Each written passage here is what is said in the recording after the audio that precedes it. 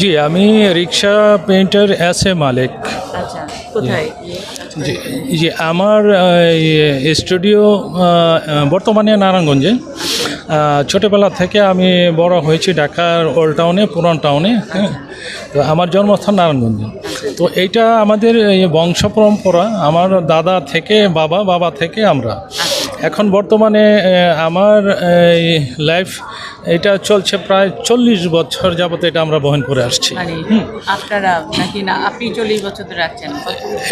এটা আমার দাদার সময়টা তো গেল, বাবার সময়টা গেল, তারপরে আমি নিজে 40 বছর ধরে এটা ধারণ ভাব করে আসছি। এবং এটার সাথে সম্পৃক্ত আছে আমার বড় ছেলে এস এম ওমর ফারুক এবং আমার মেজু ছেলে এস এম শরীফ, এবং আমার শিষ্যরাও আছেন এস এ নূর আলী, আরও অনেকে আছেন। আমার বাবা বর্তমানে আমার বাবার শিষ্যরাও কর্মরত অবস্থানে আছেন। হ্যাঁ, অনেক জায়গাতেই। যে আমার মনে হয় যে বাংলাদেশে এখনও পর্যন্ত যে আমার বাবার যে শিষ্য আছে, এই শিষ্যরা এস এ হাকিম আর্টিস্ট। হ্যাঁ, তো সবচাইতে বেশি এখনও আছে। তো এই পেইন্টিংগুলো আমরা এখন বিভিন্ন পণ্যের উপরে নিয়ে আসছি। যেমন আমাদের এই কেটলি, চায়ের পট, তারপরে বোতল, গ্লাস, হ্যাঁ, তারপরে ট্রাঙ্ক, যেটা আগে বিয়েই হতো না, হ্যাঁ, এগুলো। তারপরে দেখা গেছে যে আরও বিভিন্ন পটচিত্রের উপরে আমরা এগুলো করে থাকি। তো এই শিল্পটা যে এটা আমাদেরকে বেশিরভাগ আগ্রহী করে ফার্নিয়াররা এটা কেনাবেচা করে।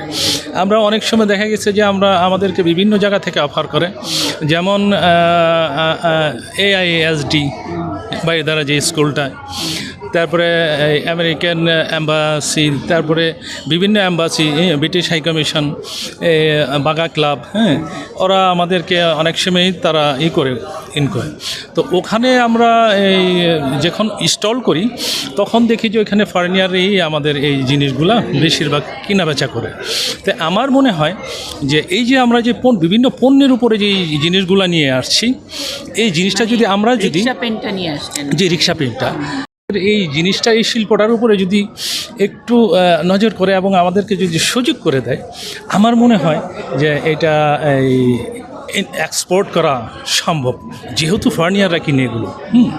তো এটা আমার আকুল আবেদন থাকবে যে মাননীয় প্রধানমন্ত্রীর কাছে এবং সংশ্লিষ্ট সবার কাছে, হ্যাঁ, আপনাদের কাছেও, আপনারা যেহেতু হ্যাঁ জিনিসটা জানেন, হ্যাঁ, তো এটা প্রচার হইলে আমার মনে হয় যে এরকম একটা সুযোগ থাকলে আমাদের জন্য খুব ভালো হয়। আর এর পাশাপাশি আমি আরেকটা জিনিস বলতে চাই যে যেহেতু আমাদের বাংলাদেশের এটা হ্যাঁ, খুব সবাই এটা এখন পছন্দ করতে শুরু করেছে। যেমন আমি সোনারগাঁয়ে কারুশিল্প ফাউন্ডেশনেও আমি এবছর মেলায় অংশগ্রহণ করেছি।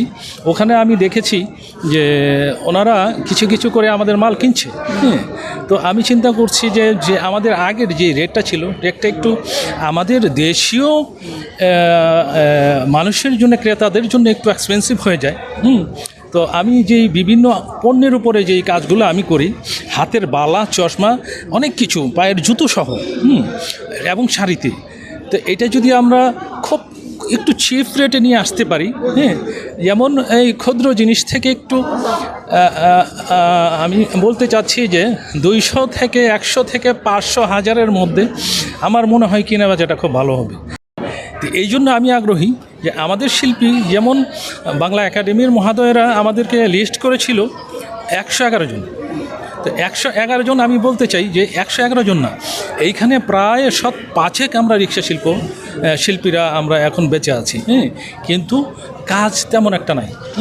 যদি আমাদেরকে সুযোগ করে দেওয়া হয়, আমার মনে হয় সবাই আমরা যদি কাজের একটা জায়গা পাই, তাহলে আমার মনে হয় এটা প্রতিফলন ঘটানো, আমার মনে হয় এটা বিকাশ ঘটানো খুব ইজিলি হবে, যেহেতু তারা কিনছে।